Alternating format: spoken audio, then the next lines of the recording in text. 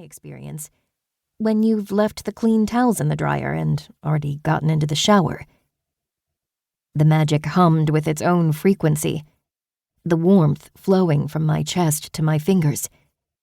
It felt like home. The past few months had been a blur, ever since my mother had come back from the near-dead.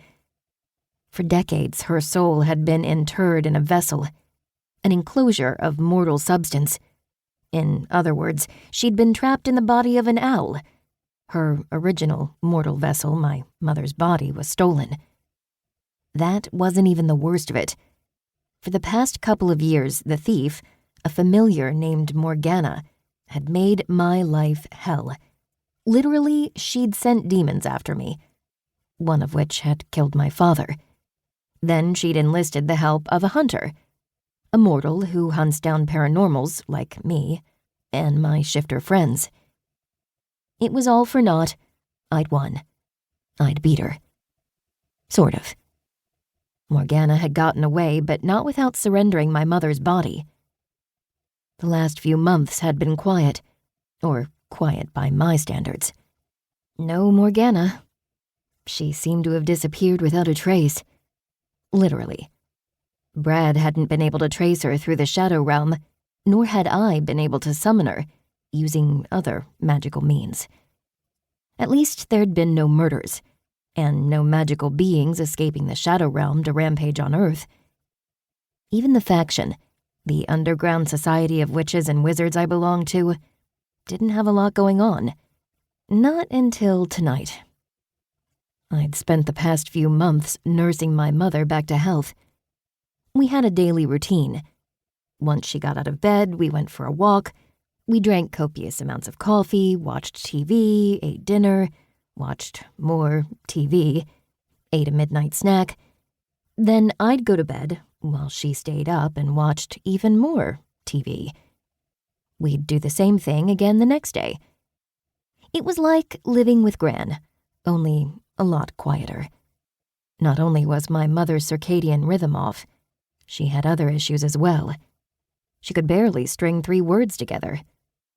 Turns out, being mostly an owl for a couple of decades isn't good for you.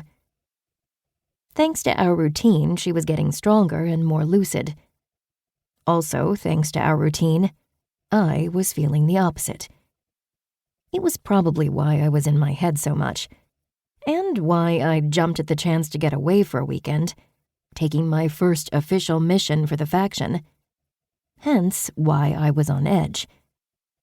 I waited for something to happen.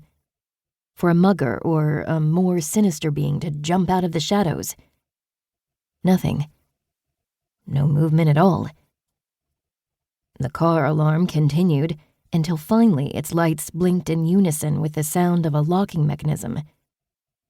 For now, the danger was non-existent. Somehow, that only made things worse, and those dreadful thoughts plaguing me for the last few blocks came tumbling out my lips. Dave's gonna break up with me. I just know it.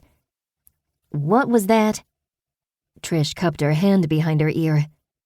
I looked both ways. The street was empty. Then I stepped out into the crosswalk. I said, Dave's going to break up with me. It sounded even more wrong the second time. And right. I wasn't a psychic, but the signs were there. That's what I thought you said. Trish followed me out into the street. Mind telling me why you're harboring such a crazy idea? Just a feeling. A feeling. Like those feelings you've had before? I shook my head. I don't seem to have those powers anymore. Not since... Trish nodded. Not since your gran left. Same here. We'd both been given gifts, special abilities from Mother Gaia. We both seemed to have lost them when Gran crossed over to the other side with Mother Gaia. I bet Gran had something to do with her taking them away. I'm not a betting person, Trish said, but I'd put money on that one. So was Dave gonna break up with you? The normal reasons, I said.